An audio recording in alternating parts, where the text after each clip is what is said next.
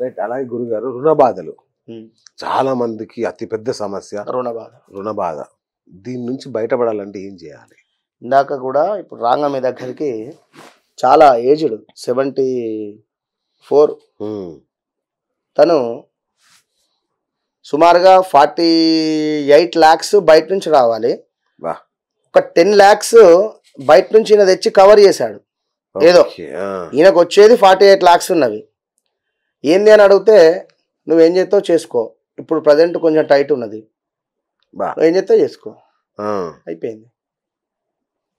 అంటే ఒకరు వాస్తవానికి ఇప్పుడున్నటువంటి సిచ్యువేషన్స్లో డబ్బులు మనము మెరవద్దు. అసలు మనం మెరుస్తూ కనబడితే మనల్ని డబ్బులు అడుగుతారు, మనకి ఇవ్వబుద్ధి అవుతుంది.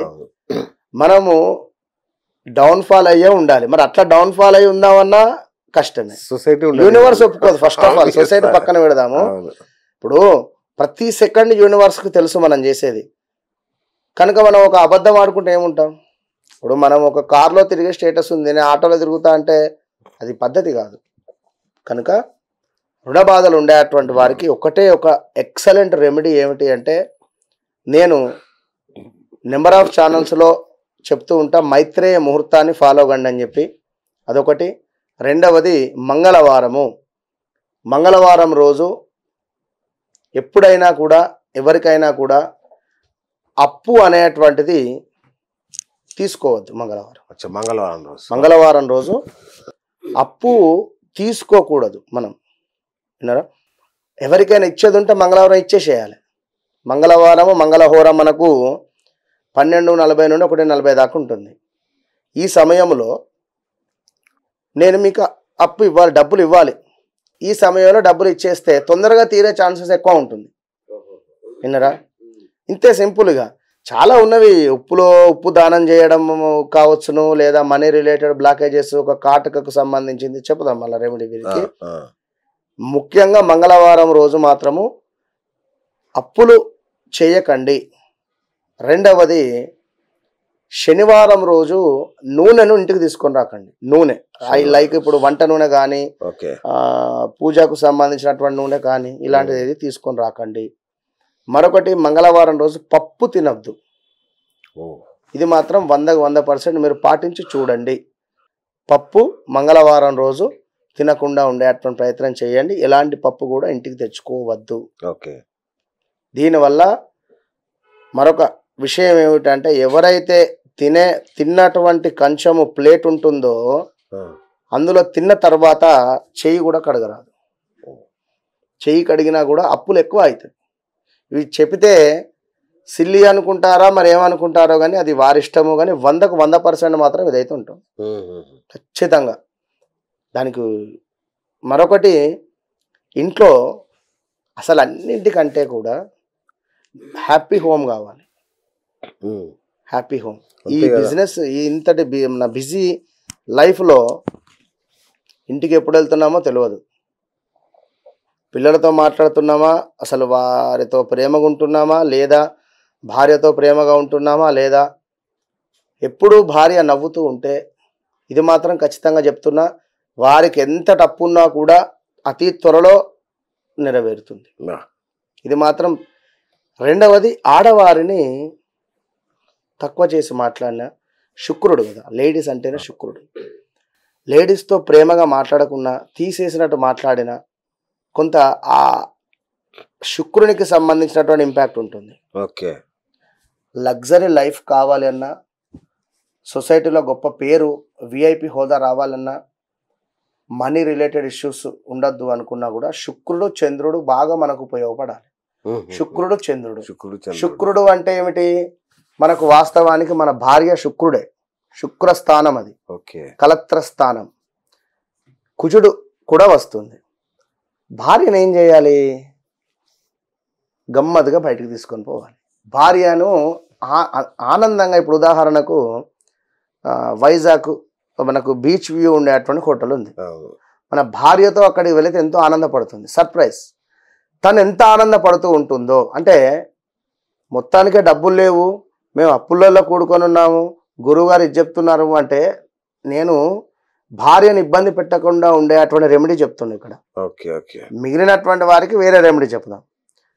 మిడిల్ క్లాస్ ఉండేటువంటి వారు భార్యను ఎప్పటికప్పుడు సుఖపెడుతూ ఉంటే, భార్య ఎప్పటికప్పుడు నవ్వుతూ ఉంటే లక్ష్మీదేవి తప్పకుండా మన దగ్గరికి వస్తుంది. ఇది 100కు 100%. ఇక మరీ లేని అటువంటి వారికి సంబంధించి ఒక కాజోల్ అంటే కాటుకను శనివారం రోజు తీసుకోవాలి. మనము పడుకునేటువంటి తల కింద పెట్టుకొని పడుకోవాలి. దీనిని ఆదివారం రోజు సూర్యోదయం అయ్యాక 40-45 నిమిషాల లోపు ఎక్కడైనా రావి చెట్టు కానీ మర్రి చెట్టు కానీ ఉంటే ఒక జానెడు గొయ్యి తీసి అందులో పాతలు పెట్టేసి వెళ్ళిపోవాలి. ఇట్లా ఒక 5 వారాలు చేసిన మనీ బ్లాకేజెస్ కానీ మనీ రిలేటెడ్ ఇష్యూస్ ఏదున్నా కూడా తప్పకుండా మనకి ఇబ్బంది అవుతుంది. అసలు మనీ ఇష్యూస్ అనేటువంటిది శనికి సంబంధించి కానీ కుజుడు బాగా లేకుండా తప్పితే మరి ఎందుకు పెద్ద గేమ్ రావు జాతకంలో. కనుక అప్పుడు ఏం చేయాలి? జాతక పరిశోధన. ఇప్పుడు డాక్టర్ దగ్గర వెళ్ళాము, పలానా కాలు నొప్పి కడుపు నొప్పి ఏదో ఇంకేదో స్కానింగ్ చేస్తేనే కదా అసలు ఏమిటి, ఇంతకుముందు ఏమైనా వచ్చిందా రాలేదా ఏమిటి అనేది మనం దాని తగ్గట్టుగా తను ఏమన్నా ట్యాబ్లెట్స్ ఇవ్వగలుగుతాడు. అట్లా గురుగారు, డబ్బు బంగారం ఇంట్లో స్థిరంగా ఉండాలి, సాధ్యమేనా? సాధ్యమే అవుతుంది. సాధ్యమేనా అంటే ముందు మనము ప్యూర్ హార్ట్గా ఉండాలి ఫస్ట్.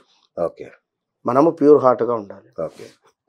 ఒకరిని ఎగతాళి చేసినట్టు మనం మాట్లాడినా అబ్బో ఇది మొత్తం అంటే ఉదాహరణ చెప్తున్నాం, నగలు దిగేసుకొని వచ్చింది అనేటువంటి విధంగా కుళ్ళుకున్నా మనసులో కుళ్ళుబోతుతనం ఉన్నా కూడా నీ దగ్గర ఆగదు. 100% ఆగదు. అంతే. మీరు ఎన్ని పూజలు చేసినా కూడా ఆగదు. నేను ఓపెన్ చేయాలని చెప్తున్నా. లేదా నేను మొన్న జనరల్గా ఒక 4-5 అపాయింట్మెంట్స్లలో కూడా బంగారం లాస్ అయిపోయాం, బంగారము 9 తులాల మా కోడలిది చైన్ లాస్ అయిపోయింది, ఆ చెవి కమ్మలు దుద్దలు ఇవన్నీ లాస్ అయిపోయామని చెప్పేటువంటి వారికి ప్రశ్నాశాస్త్రం ద్వారా చూసి అంటే వారి టైము ఆర్ రిలేటెడ్ కానీ ఇంతకుముందు చాలా వీడియోస్లో చెప్పాను. కొందరికి తులారాశి చెప్తున్నాను కదా, తులారాశి, వృశ్చిక రాశి, వృషభ రాశి, ఇప్పుడు ఈ 3 రాశులకు సంబంధించి ముఖ్యంగా బంగారం లాస్ అయినటువంటి వారు చాలామంది ఉన్నారు. కనుక గోల్డ్ మనకు నిలబడాలి అంటే లక్ష్మీదేవి ఆరాధన, అవసరమైనప్పుడు అవసరం రాని సమయంలో బంగారాన్ని తాకట్టులో పెట్టకూడదు.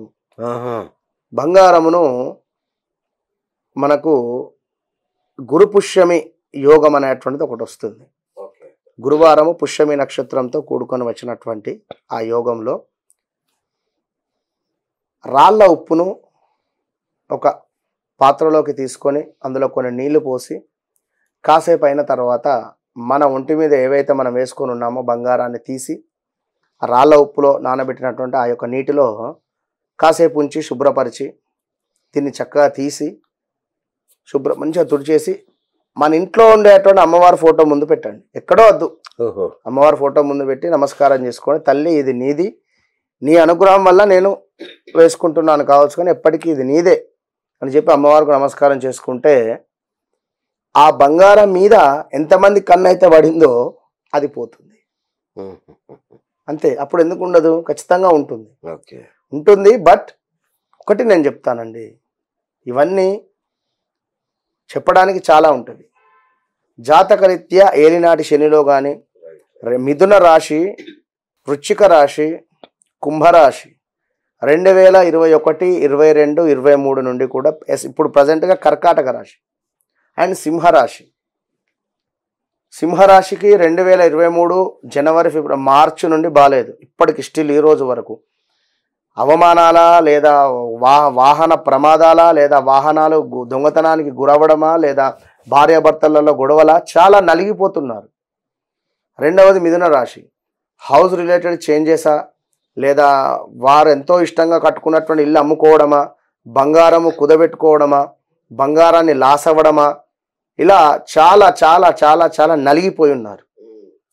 ఇక వృశ్చిక రాశికి సంబంధించినటువంటి వారు వీరు కూడా ఎంతో నలిగిపోయి ఉన్నారు. 21, 22, 23 నుంచి కూడా సొంత వారే మోసం చేసి ఉన్నారు, సొంత రిలేటివ్సే లేదా ల్యాండ్ రిలేటెడ్ మీద అమౌంట్ ఇన్వెస్ట్ చేసి కబ్జాకు గురైనటువంటి సందర్భాలు కూడా ఎన్నో ఉన్నవి.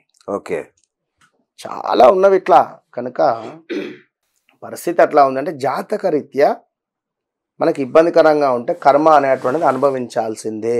సో అంటే ఇప్పుడు ఏదైనా ఇట్లాంటి సమస్య ఉన్నప్పుడు జనరల్ పరిష్కారం ఒకటి ఉంటుంది, జాతక రీత్యా ఒక పరిష్కారం ఖచ్చితంగా. సో అది కావాలంటే మీతో మాట్లాడాలి. 100%. ఇప్పుడు మీ పేరు శ్రీనివాస్ అయినప్పటికీ మీకు ఒక లగ్నం ఉంటుంది, డేట్ ఆఫ్ బర్త్ పుట్టిన సమయం ప్రకారం, దాన్ని బేస్ చేసుకోవాలి. బట్ మార్కెట్లో శ్రీనివాస్ గారనే తెలుసు కదా, దీన్ని బేస్ చేసుకోవాలి. ఈ రెండింటిని బేస్ చేసుకోండి ఒక చక్రం ఏర్పడుతుంది. దాన్ని బట్టి మన సాధన, ఏదో ఇది సబ్జెక్టు మాత్రం ఉంటుంది, ఇది 100కు 50% మన సాధన, అమ్మవారి యొక్క సమాధానము. దానివల్ల మీకు 100కు 100% న్యాయం చేయాలి మేము. ఏదో నోటికి వచ్చింది మాట్లాడినా కూడా అది చాలా ఇప్పుడు నడుస్తుంది, ఈ సంవత్సరం నడుస్తుంది, వచ్చే సంవత్సరం నడుస్తుంది, ఎప్పటికో ఒకసారి బండి బోల్తా అవుతుంది. కనుక జాగ్రత్తగా ఉండాలి. రైట్.